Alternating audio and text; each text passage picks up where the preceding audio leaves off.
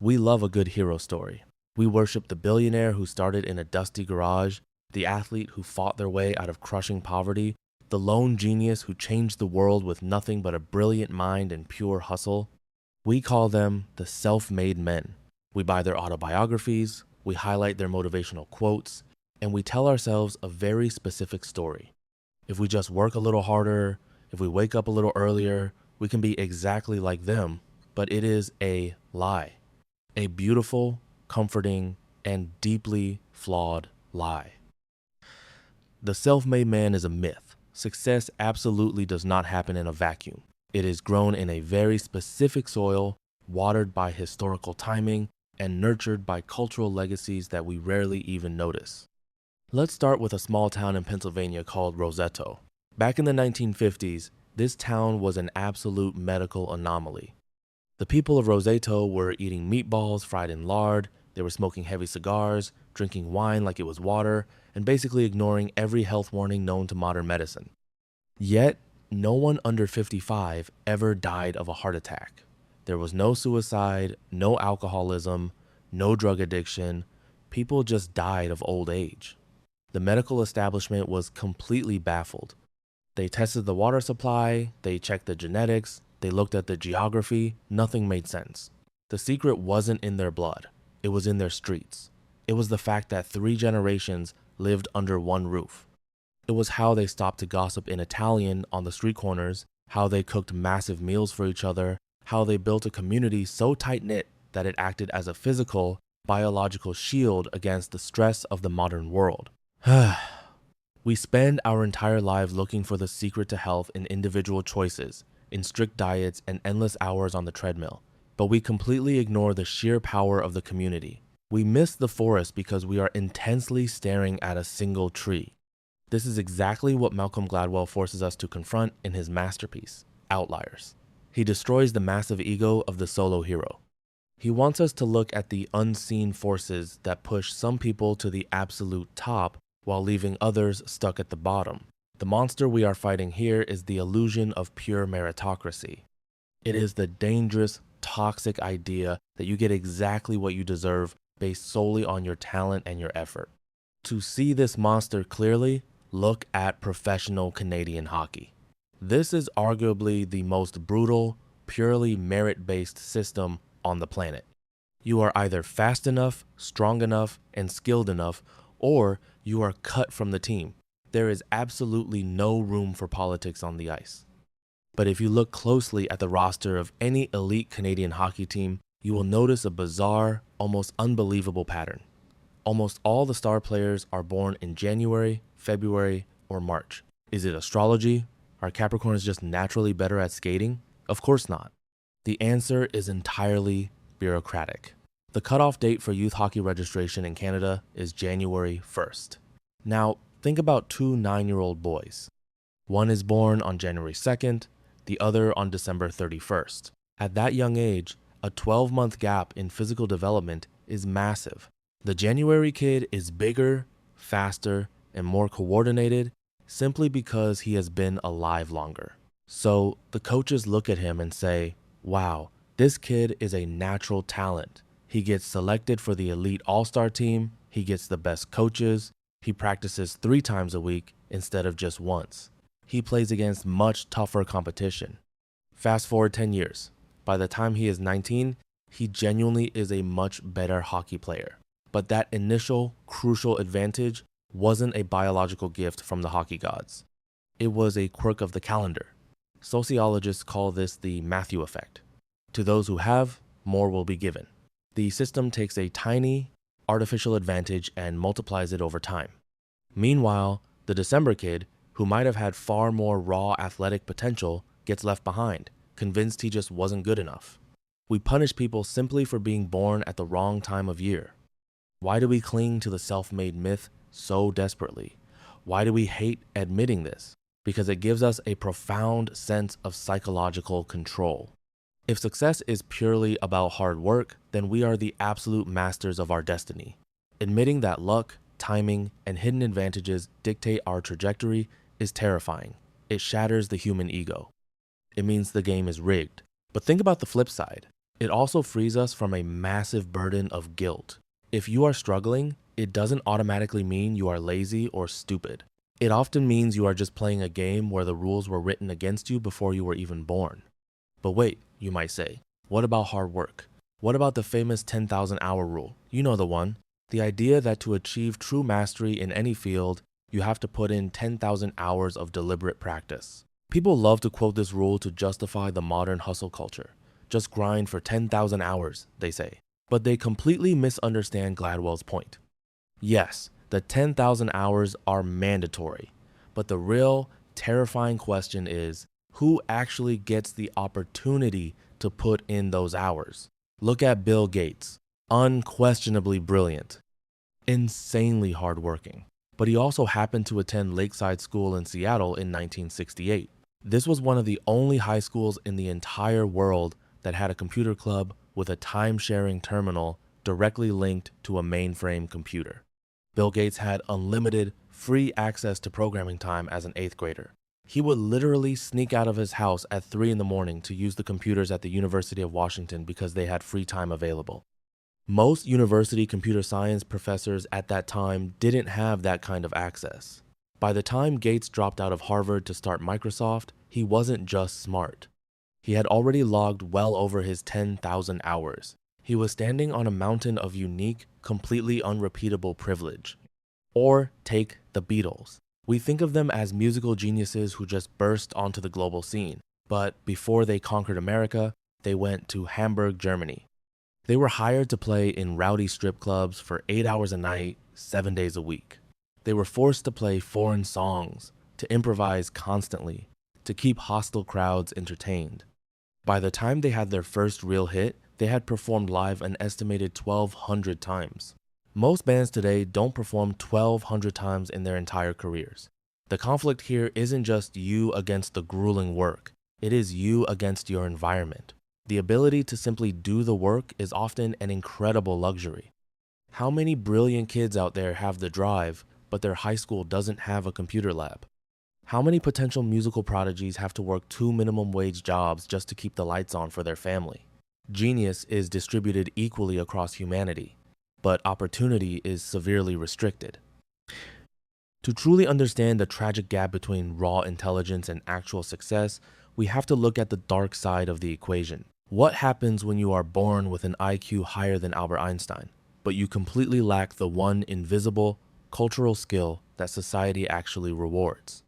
To see this, we have to look at the heartbreaking story of a man named Christopher Langan, the smartest man in America, who ended up working as a bouncer in a bar, while another man named Robert Oppenheimer, who literally tried to poison his university tutor, ended up running the Manhattan Project, simply because Oppenheimer understood exactly how to talk his way out of it. Yes, Robert Oppenheimer, the man who would eventually lead the Manhattan Project and build the atomic bomb, literally tried to poison his university tutor with a chemically laced apple. He was caught, but instead of being thrown in prison or expelled in disgrace, he used his charm, his social grace, and his incredible ability to negotiate to get himself put on probation. He navigated the complex bureaucracy of the university perfectly. Christopher Langan, the man with an IQ of 195, lost his college scholarship simply because his mother failed to fill out a financial aid form. When his car broke down and he asked to transfer to a later class so he could still attend, the administration said no. Langan dropped out, defeated. He ended up working as a bouncer, believing the entire world was rigged against him. Why did the genius fail while the poisoner succeeded? The monster here is the belief that raw intellect is enough to win. It is not. You need a completely different set of tools called practical intelligence. It is knowing what to say to whom, knowing when to say it, and knowing exactly how to say it for maximum effect. And here is the psychological gut punch. You do not learn practical intelligence in a textbook. You absorb it from your family.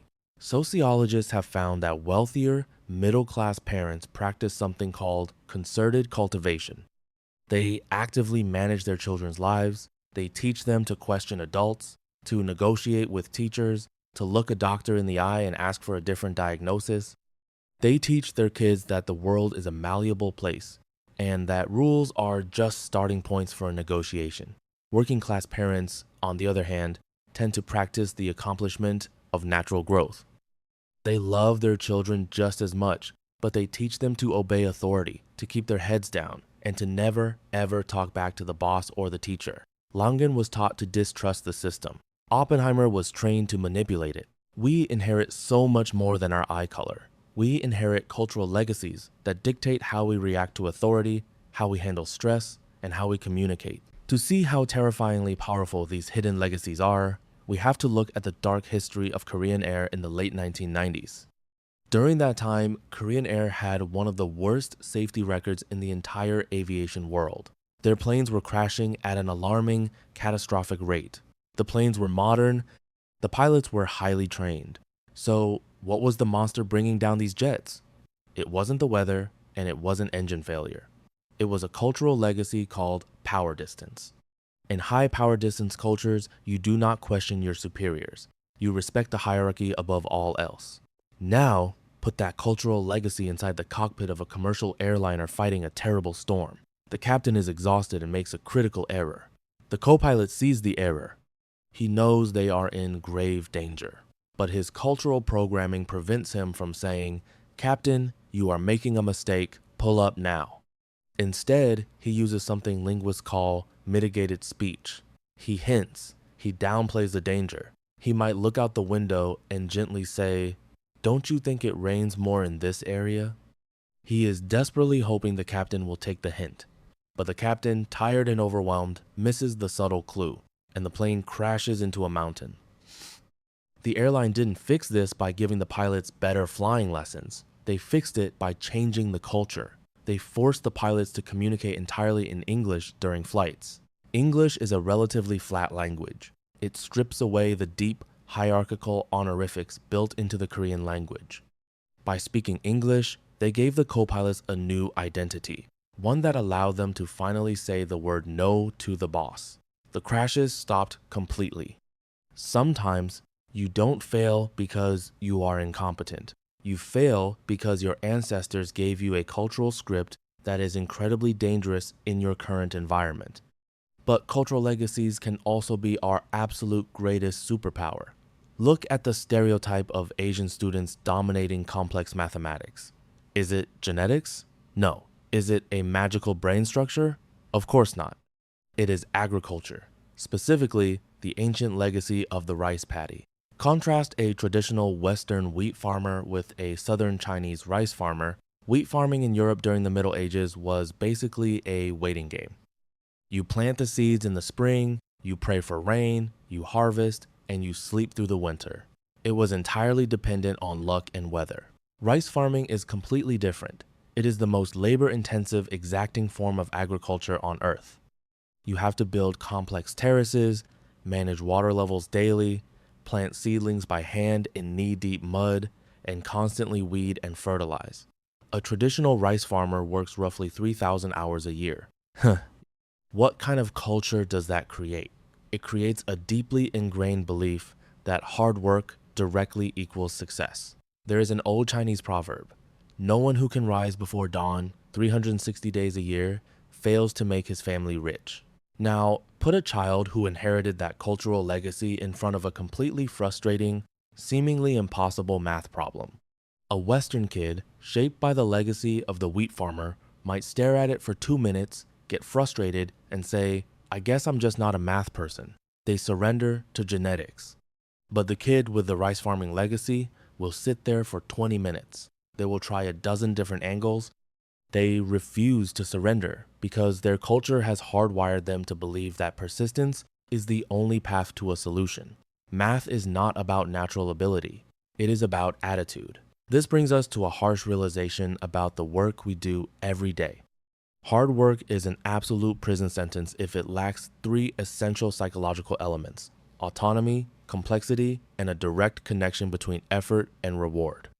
When you have those 3 things, work stops being a burden and becomes a profound source of meaning. Just ask the generation of Jewish immigrants who came to New York and started making clothes in tiny, unventilated sweatshops. They were exhausted, they were poor, but they were doing something incredibly powerful called meaningful work. You see, when you have autonomy over your craft, when the work is complex enough to engage your mind, and when there is a crystal clear relationship between your effort and your reward, you do not need an external boss to motivate you. You become an unstoppable force.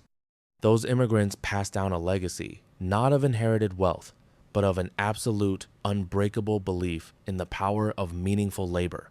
Their children didn't become garment workers. They became doctors, lawyers, and Nobel Prize-winning scientists.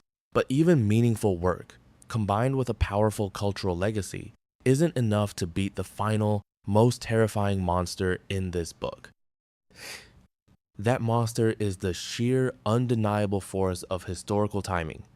Let me tell you about Joe Flom. He was one of the most successful lawyers in the history of New York City. He was brilliant, driven, and he had that fierce immigrant work ethic deeply wired into his brain. But when he graduated from Harvard Law School in the 1940s, the elite, prestigious law firms in Manhattan completely shut the door in his face. They didn't want him. He had the wrong background, he went to the wrong high school, and he simply didn't fit into their extremely narrow, polished country club culture. So Flom was forced to start a tiny, scrappy firm with a few other outsiders. They had to take the garbage work, the messy, aggressive, hostile corporate takeovers that the elite firms considered entirely beneath their dignity. They did this grueling, unglamorous work year after year, grinding out their 10,000 hours in absolute obscurity. But then the world shifted. In the 1970s, the corporate landscape violently changed. Hostile takeovers, corporate raiding, massive mergers. This suddenly became the biggest, most lucrative game in global finance. And suddenly, those elite, arrogant firms who had never dirtied their hands with this kind of law were completely lost. They had zero experience. Who were the only lawyers in the entire world who actually knew how to fight these massive corporate wars? Joe Flom and his team of rejected outsiders.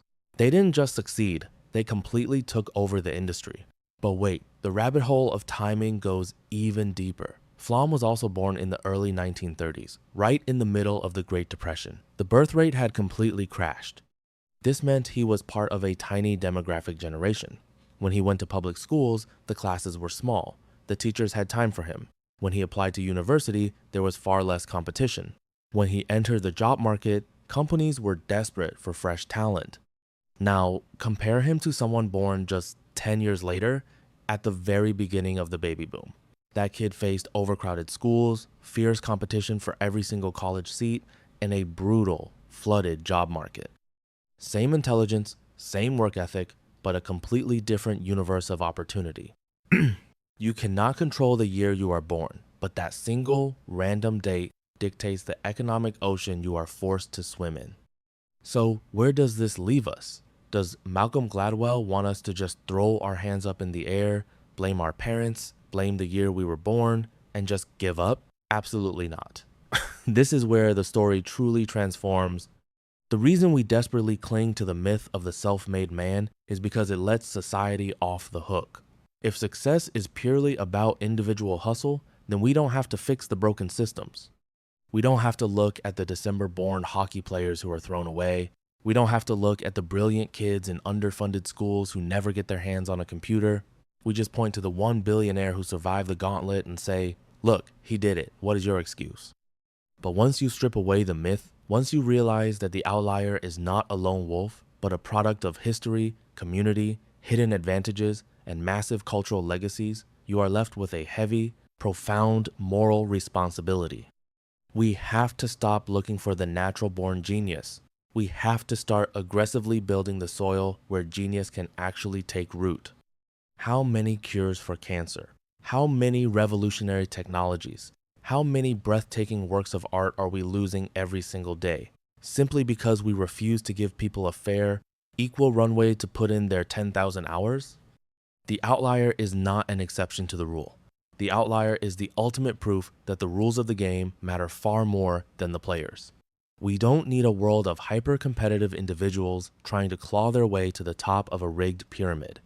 We need a world that recognizes the profound, undeniable truth that nobody, absolutely nobody, makes it alone. And if you want to keep tearing down these comfortable illusions, to keep exposing the hidden wiring of how our world actually works, just hit that subscribe button right now, and let's keep uncovering the truth together.